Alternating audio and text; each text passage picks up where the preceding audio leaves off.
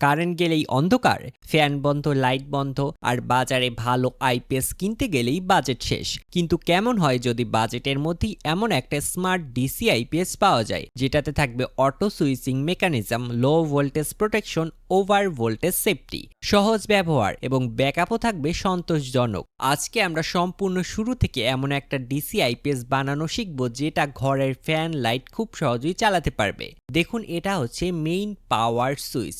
এটা অন করলে battery level দেখা যাবে এবং ভিতরে পুরো সার্কিট অ্যাক্টিভ হবে। আর এটা হচ্ছে টেবিল ফ্যান কন্ট্রোল সুইচ। আপনি চাইলে ফ্যানের সুইচ ব্যবহার করে লো, হাই, অন, অফ সব কন্ট্রোল করতে পারবেন। এরপর এটা হলো লাইট সুইচ। আপনার প্রয়োজন অনুযায়ী লাইট সংযোগ দিয়ে এখান থেকে কন্ট্রোল করতে পারবেন। আর যদি মেইন পাওয়ার সুইচ অফ করে দেন তাহলে পুরো সিস্টেমের সব লোড অফ হয়ে যাবে। এটা হচ্ছে ডিসি আইপিএস এর এসি ইনপুট প্লাগ।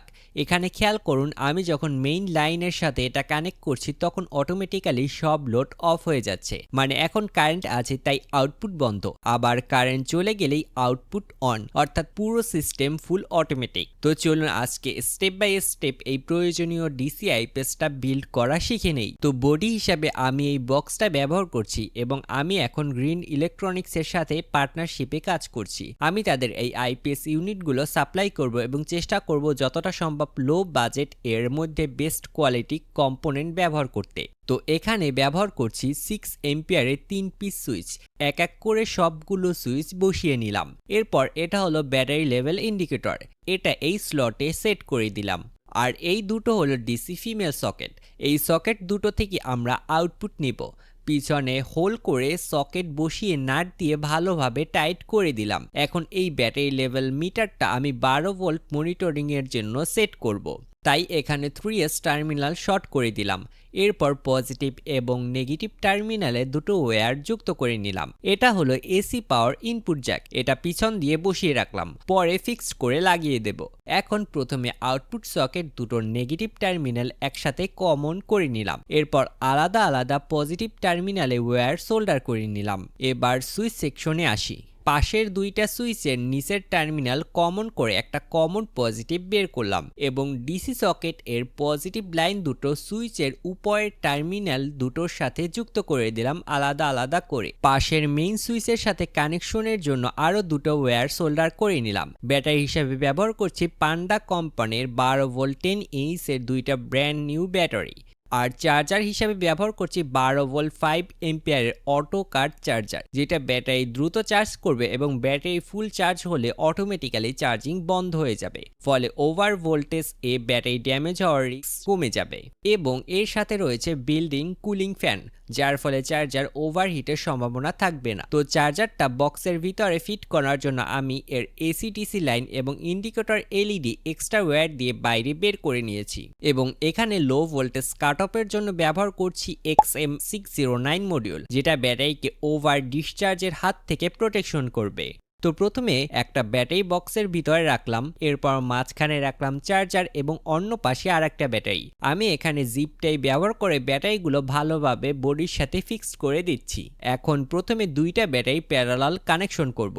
প্রথম ব্যাটারি পজিটিভ এবং নেগেটিভ ওয়্যার যুক্ত করলাম। এরপর অপর ব্যাটারি নেগেটিভ সাইড কমন করে সোল্ডার করে দিলাম। এখন চার্জারের দিকে যেন ব্যাটারি ভোল্টেজ ব্যাকফ্লো না যায় সেজন্য একটা ডায়োড যুক্ত করে দিলাম। এই দুইটা হচ্ছে চার্জিং ইনপুট ওয়্যার। পজিটিভ ওয়্যারটা ডায়োডের সাথে সোল্ডার করে দিলাম। আর চার্জারের এসি ইনপুট ওয়্যার দুটো এসি ইনপুট টার্মিনালের সাথে সোল্ডার করে দিলাম এবং ওয়্যার স্লিপ লাগিয়ে দিলাম। এবার চার্জারের নেগেটিভ, ডিসি সকেটের কমন নেগেটিভ এবং ব্যাটারি নেগেটিভ এই তিনটা লাইন একসাথে যুক্ত করলাম। এরপর XM609 মডিউলার ইনপুট নেগেটিভের সাথে কানেক্ট করে দিলাম। এখন মেইন পাওয়ার কন্ট্রোল সুইচের এক প্রান্ত মডিউলের ইনপুট পজিটিভে যুক্ত করলাম এবং সুইচের অপর প্রান্ত মেইন পজিটিভের সাথে সোল্ডার করে দিলাম। মানে সুইচ অন করলে এখন আমাদের মডিউলটি টার্ন অন হবে। এবার এই আইপিএসটাকে অটোমেটিক করার জন্য ব্যবহার করছি 12 ভোল্ট 10 এম্পিয়ারের রিলে। ব্যাটারি লেভেলের সাথে যুক্ত নেগেটিভ তারটা এর সাথে আরও একটা তার যুক্ত করে মডিউলের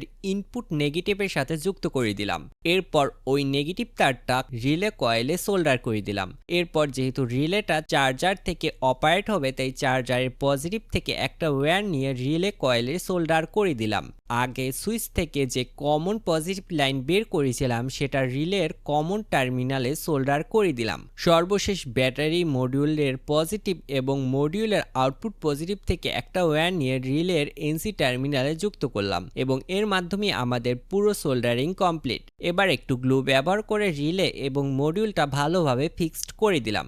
শেষে স্ক্রু লাগিয়ে আমাদের কমপ্লিট ডিসি আইপিএস বিল্ড শেষ করলাম। এটা ব্যবহার করার জন্য শুধু পিছনের ফিমেল সকেটে আপনার লোডের মেইল পোর্ট যুক্ত করলেই হবে। এখানে আমরা দুইটা ভেরিয়েশন বানিয়েছি, 12 ভোল্ট 10H ব্যাটারি দিয়ে, সিঙ্গেল ব্যাটারি ভার্সন এবং ডাবল ব্যাটারি ভার্সন। আর এই বিলটা আপনাদের জন্য কমপ্লিট প্যাকেজ আকারে দিচ্ছি। সাথে পাচ্ছেন সেই ব্র্যান্ডের অরিজিনাল কোয়ালিটির 12 ইঞ্চি সোলার ফ্যান, 12 ইঞ্চি টিউবলাইট এবং 10 গজ কপার তার, এবং সাথে থাকছে 6 মাসের ওয়ারেন্টি। আইপিএস এবং ফ্যানের শর্ত প্রযোজ্য। এবার আসি দামের বিষয়ে। Single battery IPS package fan plus light plus তার সহ পুরো সেটআপ পাচ্ছেন মাত্র 5700 টাকায় ডেলিভারি চার্জ সহ। আর ডাবল ব্যাটারি পাচ্ছেন মাত্র 7200 টাকায় সাথে ফ্যান লাইট এবং তার। আর কেউ যদি শুধু আইপিএস নিতে চান সেটাও অ্যাভেলেবেল আছে। আমাদের সাথে যোগাযোগ করতে চাইলে নিচের ফেসবুক পেজে যোগাযোগ করতে পারেন। নিচে আমি ফেসবুক পেজের লিংক দিয়ে দিলাম। তো ভিডিওটা কেমন হলো অবশ্যই কমেন্ট করে জানান। আর এমন প্র্যাকটিক্যাল ইলেকট্রনিক্স প্রজেক্ট দেখতে চাইলে চ্যানেলটা সাবস্ক্রাইব করে রাখুন। দেখা হবে পরের ভিডিওতে, ততদিন পর্যন্ত আল্লাহ হাফেজ।